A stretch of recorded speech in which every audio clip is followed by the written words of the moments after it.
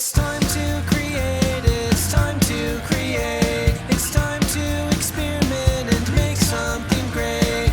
Show your own colors in your own way. It's time to create, it's time to create. Today you are going to make your own Aquafaba. Learn how to make Aquafaba, which is a fluffy, fun sensory play material for kids. This is a great taste-safe option for babies and toddlers. This activity is from Rachel Withers, editorial manager at The Artful Parent. Let's gather our materials. The materials you'll need to make your own Aquafaba include 2 cans of chickpeas and cream of tartar. You can also include food coloring or liquid watercolors. Let's create! To make your very own Aquafaba, first drain the chickpea liquid into a large bowl.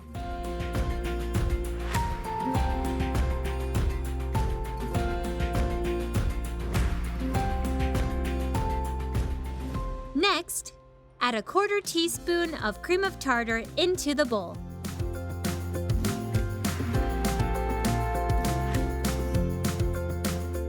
Then, whip the ingredients with the mixer on high until soft peaks form. This will take about 4 minutes.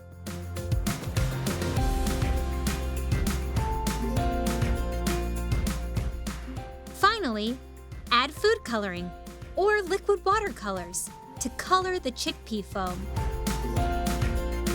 Briefly whip the color in to incorporate.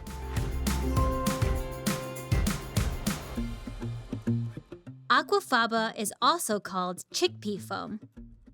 If you'd like to make separate colors to layer, we recommend the drained liquid from 1 can of chickpeas per color.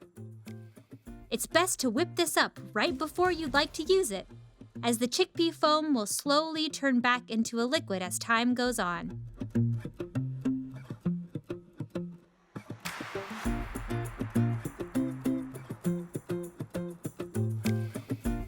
I hope you enjoyed this art activity